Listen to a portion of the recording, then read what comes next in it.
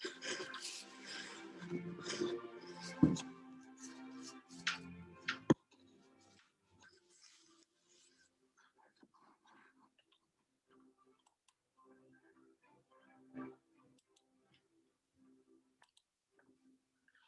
clicked on it and said the channel doesn't have any content.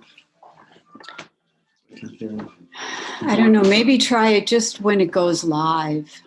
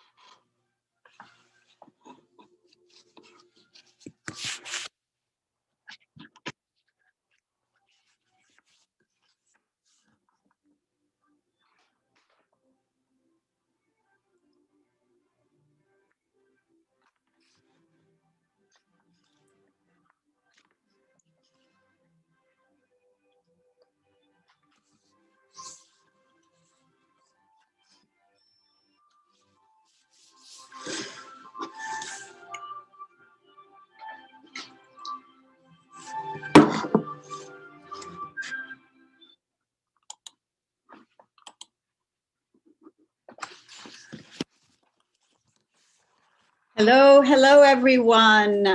And good afternoon. Welcome, welcome to the departmental celebration of the 2021 class of graduates.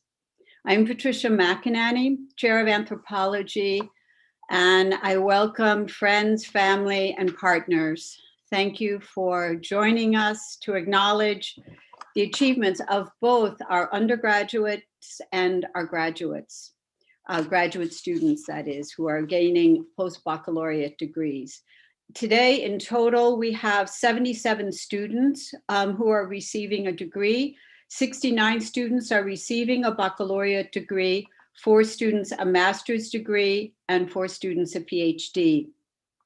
Many of our faculty are here with us today, despite the anonymity of the Zoom format, which hopefully will be our last graduation in Zoom format. Keep your fingers crossed. Before we get started with the ceremonial conferral, let's take a moment to thank the faculty who made this graduation possible. They have been holding it together through the pandemic, soldiering on, continuing to teach, picking up new ways of teaching remotely on the fly, and critically reading and giving you feedback on your papers and your theses. I'd like to suggest that you all unmute yourself at this point in time for a moment and give the faculty a round of applause and a big thank you. Let's do it. Thank you. Thank you. Thank you. Thank you. Faculty. Thank But you. actually, while we're muted, let's also thank the parents, friends, partners who are watching on YouTube and who have been with us through the past 14 unprecedented months. Let's thank them. Thank you. Thank you. Thank you. Okay, you can all turn off your audio now until we get to the end. Okay, I'd like to start with the conferral of undergraduate degrees. And towards that end, I introduce to you Professor Anna Agby Davies, who is our Director of Undergraduate Studies. Anna will now announce the undergraduate degrees in both anthropology and medical anthropology. Anna. Hello, everyone. What a wonderful day. We're so proud of all of you. I want to say a special hello to some of the graduates who I recognize from my Intro to Anthropology class. Seems like a long time ago. And I'm so glad that anthropology ended up being a good home for you intellectually and a good community for you to join. A number of you I don't know, but I'm glad to have a chance to celebrate your accomplishments today. So let's get started.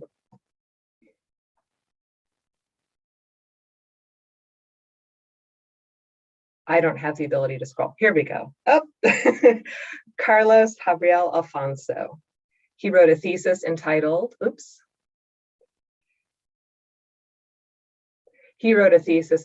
Revolutionizing Race, an analysis of 1970s Cuban race relations. Macy Bernal Calvo. Alexandra Marie Bird. Jordan Monique Carrier, who wrote a thesis that received highest honors entitled Socioeconomic Determinants of Breastfeeding Attitudes and Duration Among African American Women in Central North Carolina. Amanda An Fong Chow. Christina Cobos. Alexandra Catherine Davis. Delaney Caitlin Davis. Christina Nirmala Dev, who wrote a thesis that had highest honors entitled Health During COVID-19, Race and Ethnic Disparities in Healthcare Access and Resources Through Provider Perspectives. Richard Daniel Fernandez. Caitlin Jade Fradel. Deanna Jade Gibson. Alexandra Megan Gray. Charlotte Estelle Grush. Eliza Marianne Hoke. Madeline Rebecca Joins. Julia Christina Jones. Melanie Michelle Krug. Anthony Marshall. Allison Nelson. Margaret Hepner Patton, Aidan Hudson Paul, Henry Robert Pitts, Adriana Quijano, Casey Emil Robschnick, Monica Radzowski, Aaliyah Dawn Ransom, Elizabeth Santibáñez Rojo, Christina Sabu, Caitlin Iliana Santos Porter, Raven Monet Selden, Frances Galloway Sentiles, who wrote a thesis that received highest honors entitled Precarity and Petrochemicals, Envisioning a Future Through Uncertainty. Julia Agnes Shankin, Harmony Grace Simpson, Madison Grace Tart, Brian Dean Taylor, Julia Brittany Thompson, Christine Elizabeth Thompson, Catherine Irene Tim, Bryn Walker, Reagan Tyler Workman. Can we give just a little round of applause for all of those anthropology majors? Congratulations, everyone. And now I'm going to read the names for the people who received a bachelor in medical anthropology. Some of you may know, but not everyone, that this is a new major in our department. It grew out of the minor in medical anthropology, and the people receiving degrees today made that transition in the space of a year.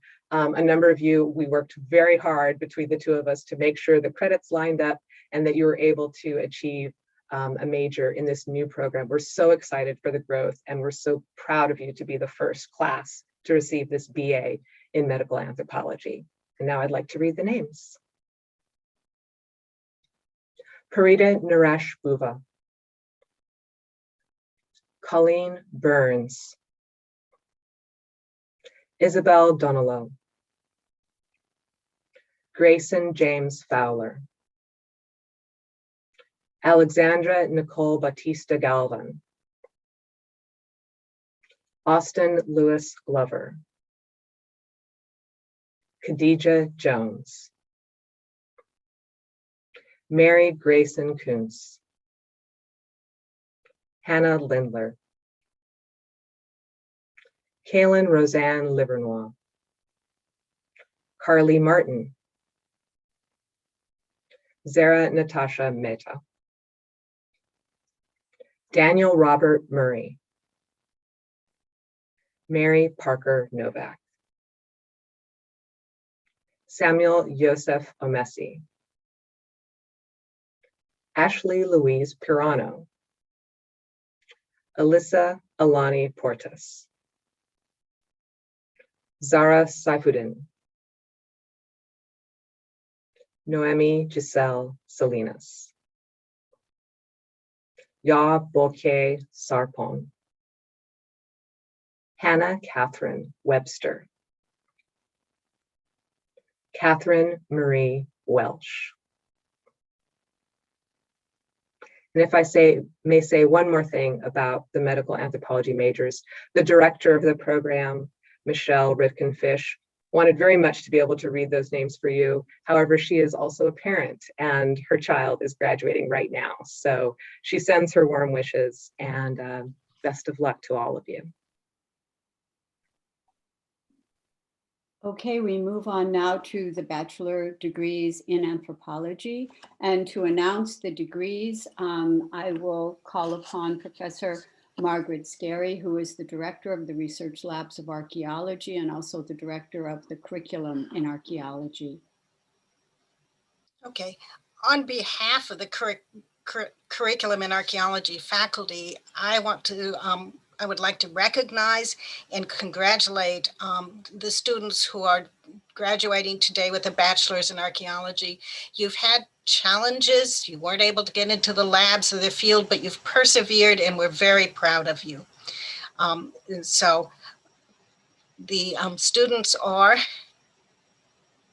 Thomas Burnett Armacost, Sarah Cheyenne Coulter, Jordan Avon Gray, Aidan Hudson Paul, who received highest honors for his thesis, The Styles and Distributions of Chunky Stones in the Eastern Woodlands. Caitlin Rose Socken, Connor Spees, Whitney Brooke Sprinkle. We hope to see you all. Don't be strangers to us here in the lab and in the department. Thank you. Okay, we move on now to the post-baccalaureate degrees, and to announce those, I will introduce Dr. Margaret Weiner, who is the Director of Graduate Studies, and she will announce the master's and PhD degrees. Margaret.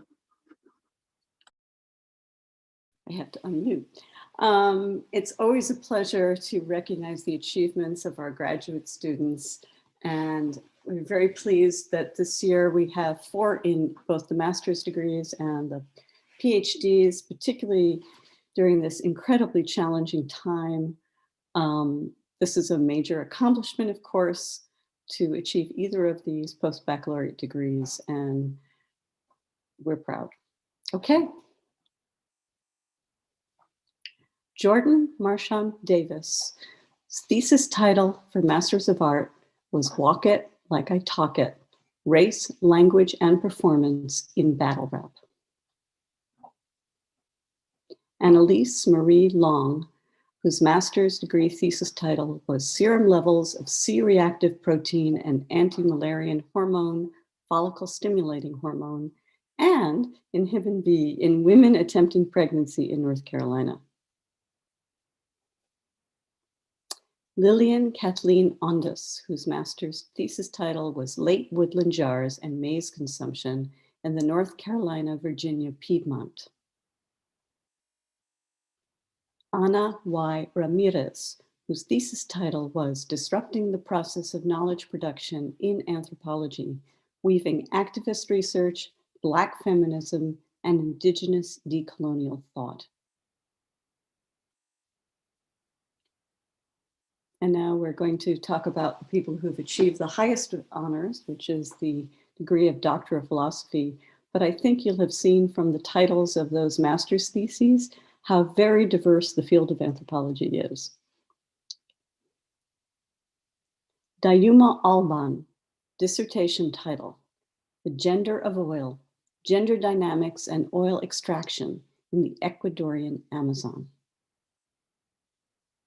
Steph Berger, exploring pre-Columbian health and lifeways in the greater Cocle region, Panama. Molly Green, The Garden is a Laboratory, Climate Smart Agriculture and the Cultivation of Just Futures in Cauca, Colombia. And Hunju Mo, Narrative Mirror, Online Ingyo Youths in the Hopeless South Korea.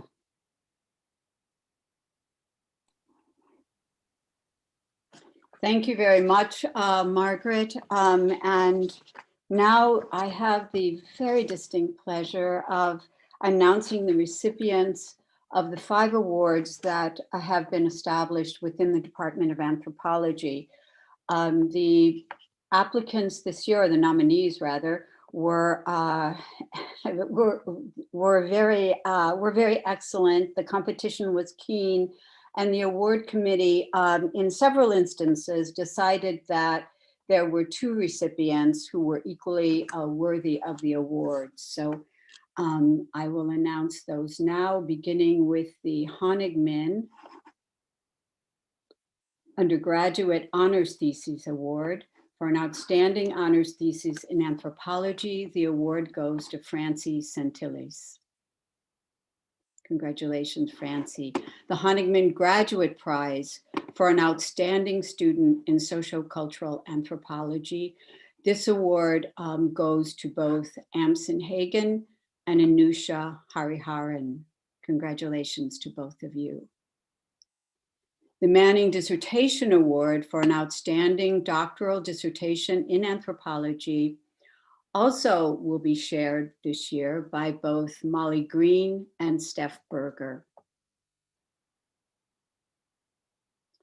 The Polgar Award for Applied Anthropology for outstanding work in applied anthropology will be shared by Ariana Avila and Shugun Gupta. Congratulations to both of you. And finally, the Undergraduate Award for Anthropological Engagement goes to Wyatt Woodson. Congratulations, Wyatt. Okay, I'll now reintroduce Dr. Margaret Scarry to announce the winner of the Archaeology Thesis Award.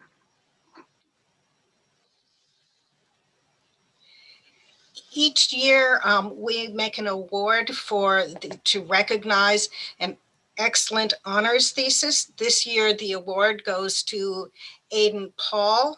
And in recognition of his award, we give out a book that we pick based on the scholarly interests of the thesis writer. So Aidan, we hope that this book, the iconography methods in New World prehistory, will serve you well as you move on to your career in graduate studies.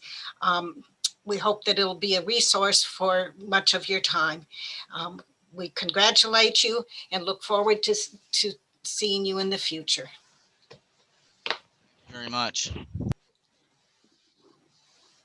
Fantastic. Okay. Well, with these Zoom graduations, we've invented a new tradition, and that is we ask one of our undergraduate students and one of our graduate students to say a few words, and then I say a few words. So for our undergraduate speaker today, I'm delighted to introduce Carlos Alfonso. Carlos, the floor is yours. Thank you, Professor. I did not have a typical introduction to anthropology. I can't even quite remember what made me choose anthropology as a major. But if you ask my parents, they'll probably tell you that from a young age, I wanted to become an archaeologist.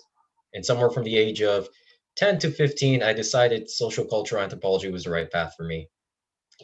Later on, when I arrived at UNC, I already knew that anthropology was the path I wanted to take.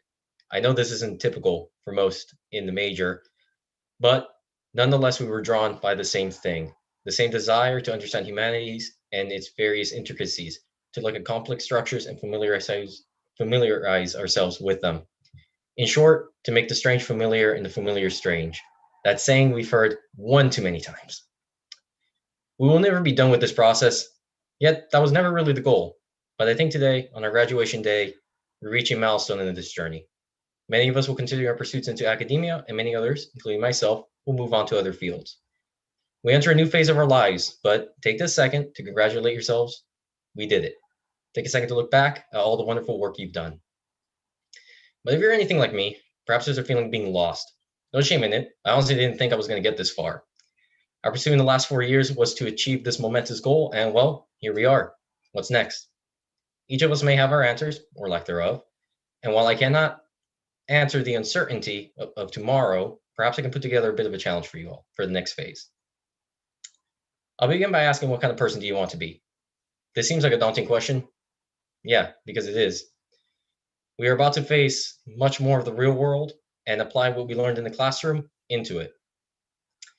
It appears intimidating because it is, but my challenge to you is to be an individual que no tiene precio, who does not have a price. We will soon face a world that will tempt you to sell pieces of yourself in exchange for success. And this is where you have to ask yourself, would you rather be known for the magnitude of your wealth or the size of your heart, the significance of a title, or the price of your integrity? We all know the inequalities of this world and the injustices that surround us every day. Our study within anthropology has not only alerted us to these, but made us acutely aware of them and their complexities. These range from the continued presence of racism in this country and abroad, the continued attacks on world democracies, assaults on women's rights, as well as those of the LGBTQ community, and the growing disparity between rich and poor. As a son of immigrants and a student of anthropology, these issues never stray far from my mind. But my challenge to you is to not have a price for your morals and your ethics, and to continue making the year's worth of work and success worth it. But I know you all. I've had the honor of studying with you all for 4 years. I know I'm just reminding you. This isn't much of a challenge at all. And so I know that when I say this, I mean it. I'm excited to see you all in coming years, to hear your names and to see your faces and all the great things you will achieve. And this is about all I wrote on the paper. To finish, I'll say this. Thank you to the department, thank you to the staff, and thank you to my peers. The last 4 years have been wonderful to me, and the department has been my home. I miss it dearly. I know I will. I know I left a piece of myself in there, and it left a piece of itself in me. And for that, I'm grateful. Thank you so much, Carlos, for those words that were wise, and certainly we will miss you very much too. I always say that undergraduate students and graduate students have this terrible habit of graduating, and then we have to go and then they have to go their separate ways and establish their lives. But thank you very much for those words. We now turn to our newly minted PhD, Dr. Dayuma Albin, who will say a few words. Thank you, Dr. McEnany. Good afternoon, everybody, distinguished members of the faculty, staff, fellows, students, family. In 2012, a group of scientists were able to grow a plant for frozen seeds that had been buried by a squirrel in Siberia 32,000 years ago. The philosopher and critic Walter Benjamin, in his essay, The Storyteller from 1936, mentioned that stories, as opposed to simple information, are like those seeds found in Siberia. They retain their germinative power to this day. Thus, stories, unlike information, have the ability to germinate and have meanings that are useful even in the future. This correlation between seeds and stories, and after having completed my doctoral studies in the anthropology department of the University of North Carolina, Chapel Hill, have made me think metaphorically about the work of anthropologists as storytellers, in the meaning stated by Walter Benjamin, that we are part of the stories that we tell, and we also retell that we have been told, and above all, we create useful meanings.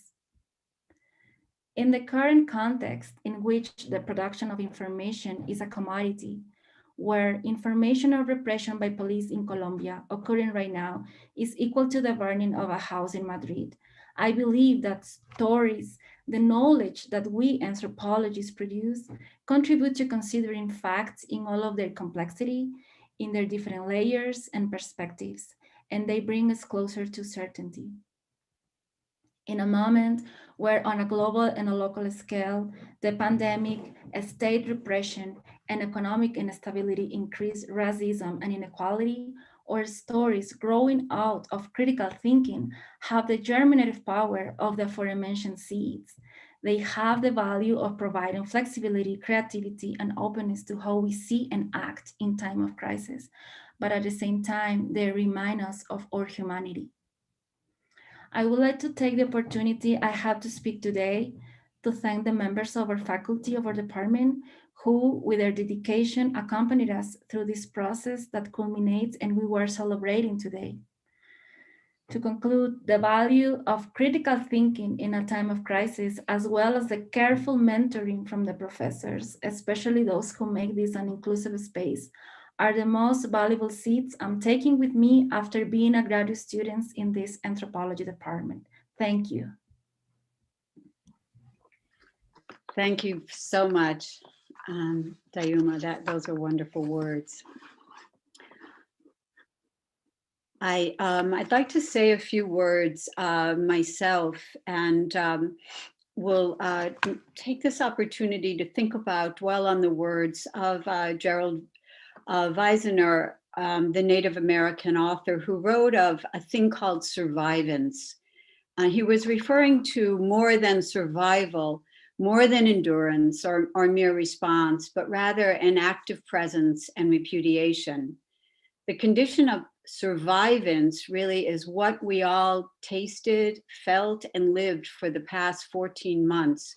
And we found a way, as we found a way through the pandemic of COVID-19, every one of you had to draw on a deep well of survivance as you coped with the challenges of completing your degree amid virtual classes, restricted research opportunities, and social and physical isolation. Through your struggles to maintain your health, both physical and mental, you clarified for all of us the deleterious effects of social isolation on the human condition. Just 2 days ago, the CDC tentatively announced that fully vaccinated persons no longer need to wear a mask inside or outside. The unmasking of the US signals a kind of liberation from pandemic days, and hopefully we are nearing the end of this long, dark tunnel.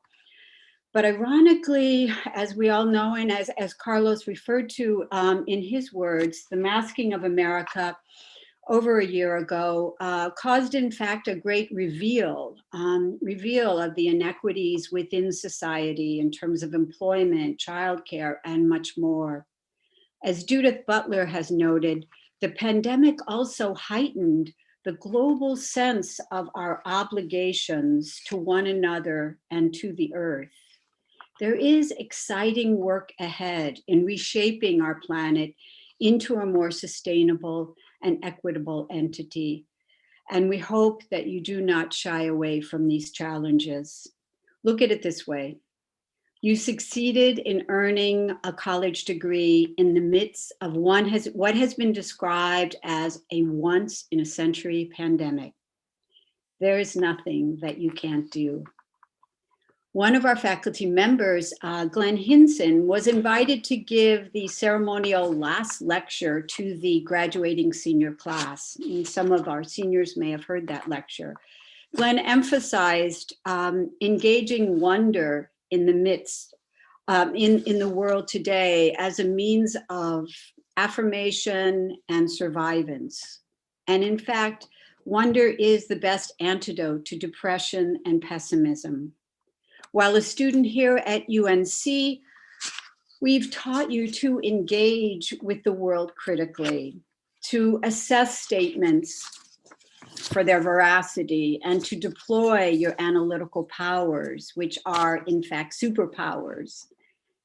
But don't lose your sense of wonder, that ability to openly and curiously engage with people, places, and situations, and to marvel at the beauty that surrounds us. Wonder is the wellspring of creativity, so please don't shy away from it. In closing, and on behalf of the Department of Anthropology and the curriculum in archaeology, we congratulate you heartily on achieving your degree. We are extremely proud of your accomplishments and wish for you a life of wonder, fulfillment, and oneness with our planet. Let's have a big round. Let's all unmask and unmute one last time and have a round of applause for our graduating seniors. Congratulations, everyone. And our masters and PhDs.